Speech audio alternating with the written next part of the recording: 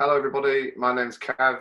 I run a not-for-profit social enterprise called Inspired Youth, and we work with people with lived experience of social issues to create campaigns that try and change the world in a little way by reducing stigma and raising awareness and things like this. And I'm firstly going to talk about the pandemic and effectively our work. We had live projects. It all obviously got suspended. Lockdown happened.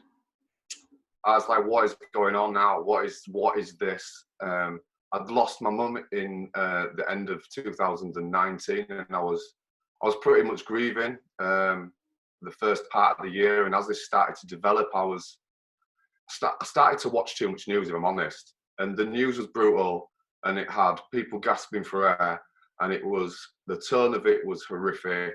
And I just kept on watching it, and it became like this thing where I wanted to be informed about what was happening next, but that was also really getting to me. And I don't know whether because I was in grief, I was more vulnerable or susceptible to those anxieties and stuff, like the mental health impacts of exposure to that much information, or whether it's a common thing that everybody's experiencing. But what happened with me is that my mum was my best friend, and I truly miss her, and it's been a really difficult journey. It was very sudden, and I was still trying to come to terms with it. And one of the things I do in my life is I use my work to basically as a therapeutic thing, because if I feel like I'm out there helping somebody else, I feel like I'm doing something significant and worthy, and it makes a difference to me too. So I benefit and gain from it.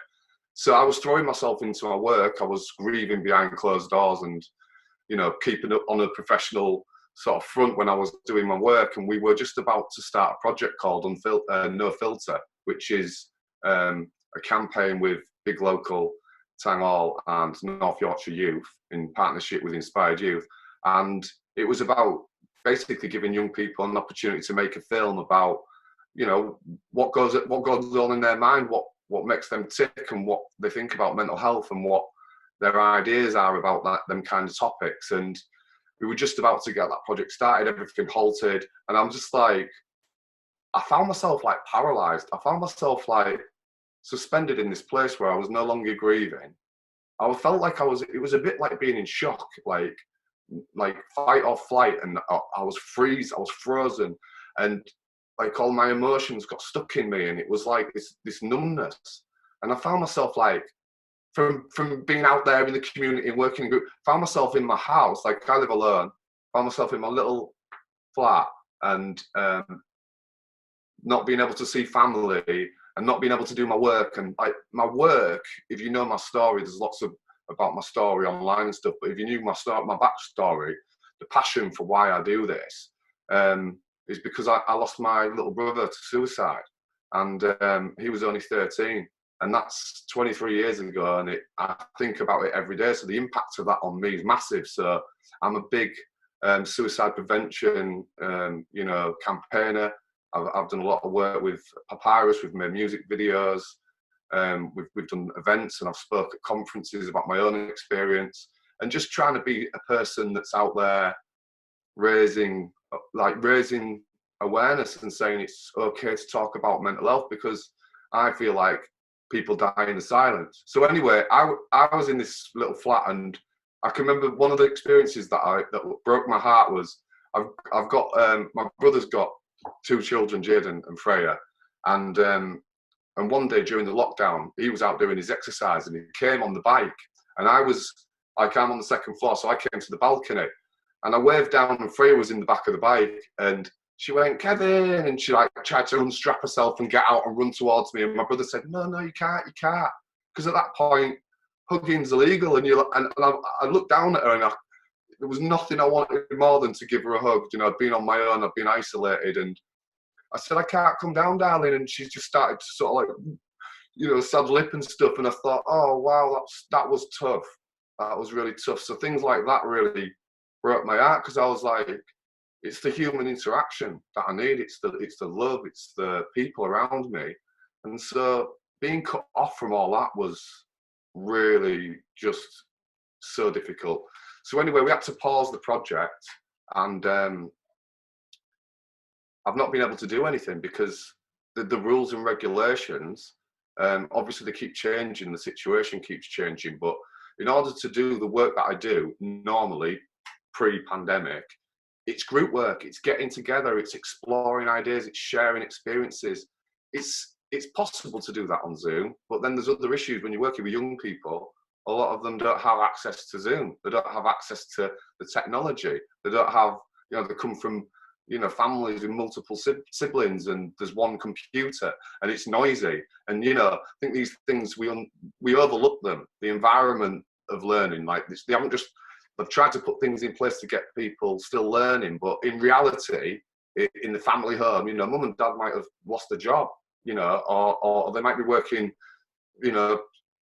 jobs and stuff like that don't pay very well, and there's only one machine, and so there's all of that stuff going on. And I think that there's another pandemic here. It's a mental health one, and I'm desperate to get back out there, and at a time where it's the need is so much more, it's so much harder to engage them and to get out there and do it safely and follow the rules. And so it's a bit of a juxtaposition, but I'm just watching how it unfolds and trying to see, how do we put some provision in? How do we give young people a platform to talk about how they're feeling? Because we have to listen to young people. We have to give them a chance to talk about exploring what this has been like for them, because we've got lots of professionals and experts all the time telling us all this information, but what's the experience from young people? And I've seen stuff in the media about mental health, but it's a tiny drop in the ocean, the exposure to this issue in comparison to the rest of it. So I think that we can't really just wait and see what happens, and then we have this massive, I think that's the other problem with mental health. We sort of have services that deal with crisis. So you let people get to the crisis point and there's no intervention.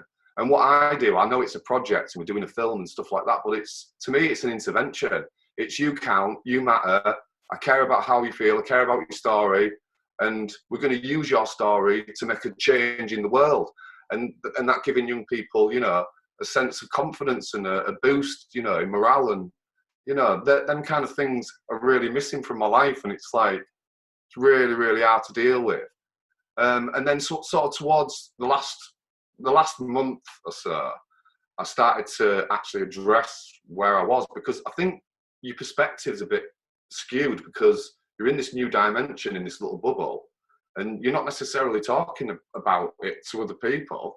And so you've just got these, like a computer spinning, like your brain's just thinking and thinking and thinking. And of course, you're watching the news, it gives you an idea, it gives you a thought, and then it leads on to another thought and another thought. And, it's been 2020. I mean, where did 2020 come from? I can just thinking today, like, all saying Happy New Year in 2019. I was thinking that was a horrific, like, that was the year I lost my mum. 2020 can't get worse. And it just multiplied and multiplied. And we've had so many things going on, haven't we, even after the pandemic.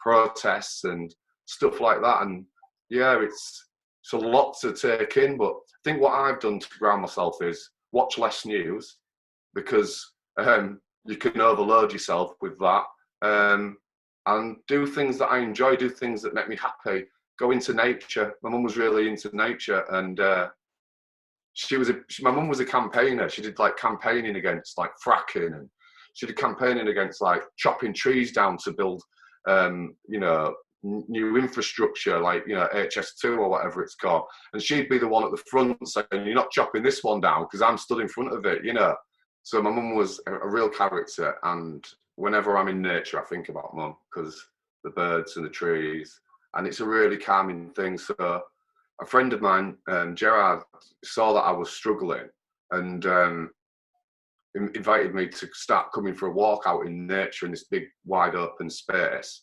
And so I've been doing that for a couple of months, which has been great actually, because I think the first thing that you do in a day sort of sets up the rest of your day mentally.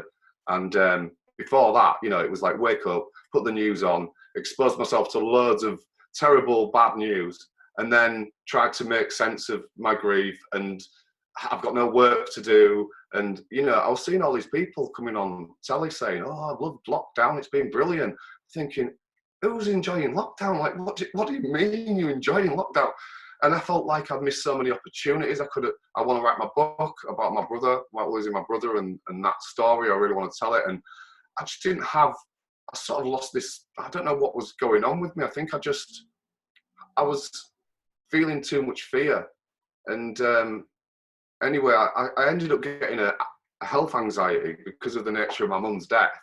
I was thinking all like these thoughts about, oh, is it a hereditary thing? And will these tablets work in this kind? Because it had started to do that with every aspect of my life. And the doctor was just like, no, it's cool. You're just worried about it. And it's actually nothing to do with your blood or whatever. And yeah, they put me onto a counsellor, and I've been doing a couple of sessions over the phone, which has been really useful, because it's sort of like, it's just all being in your head and just saying it out loud. I think it just helps a lot, especially to hear somebody say, you know, it's absolutely normal. You've just lost your mum.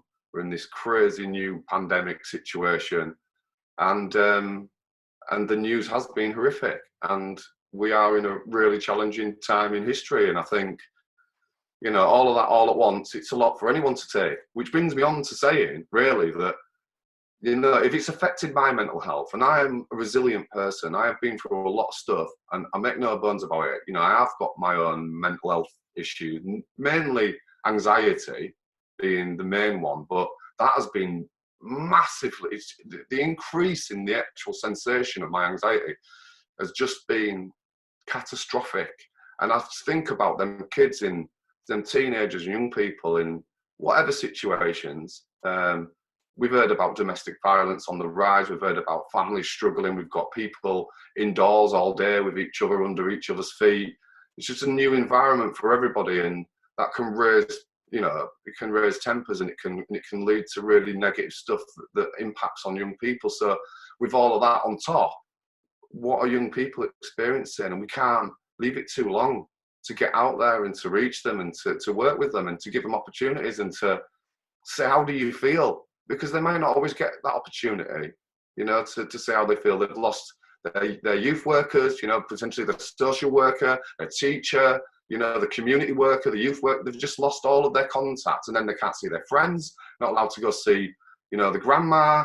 You know, you can't, you've lost out on all of this connection, and the social emotional impact of that is massive. It's absolutely huge. So I think we need to get out there and support our young people and lift them up, and give them a chance to talk about how they see things. Because at the moment, especially now, I think young people are being the scapegoat. I think young people, it's like, well, we'll look at young people about being irresponsible and stuff like that, and it's like, how, you know, we've just had a big debacle with the education stuff, and an algorithm, right, has decided whose future's going where, and then they've had to change it. And you're just thinking, at a time where they're locked at home and all sorts of domestic problems and social issues, and then they don't know about the future, the career, you know, the future careers might be ruined because they can't get into the uni. And you just think, well, that's just really helpful, isn't it? And then after all that, you go, because a few young people have met up and had a party, we're going to blame the whole nation's young people for, you know, killing your nana. Well, I'm sorry, that's just disgraceful. I think that's disgraceful, because young people are our future. Do you know what I mean? And we need to look after their mental health. And I think things like that will have an impact on how they feel about themselves. You know, I mean, I get responsibility and getting people to take responsibility and being safe and following the rules, but you know, there's ways of doing it, and I don't think it's young people's fault. I don't think it is at all. I think it's a scary time for young people. You know what I mean? Like, how many more unemployed parents are out there? You know, how much more pressure does that put on that family home? You know, how many marriages are under pressure, etc., etc. You know, the list goes on. But yeah, we're in that world, aren't we? 2020, we're all on computers. It's algorithms deciding stuff for us. And I'm like thinking, I don't actually like that aspect of the lockdown. It's like, well, everything's going to be algorithms now, and Zoom and calls, and it's like, yeah, it's great. It works. It has a purpose, but there's nothing the same as being in the same space as a person in terms of that human touch, that human interaction. You know what I mean? And I think in the future, like, what's it going to be like if benefits are all algorithms, and you don't get the humanity, the person with the heart and the spirit and the soul sat there going, right, actually, Susan, I can see that you don't qualify, but I realise that you're in a, you know, not great accommodation. It's got damp on the ceilings, and this, that, and the other's going on, and you've got an operation.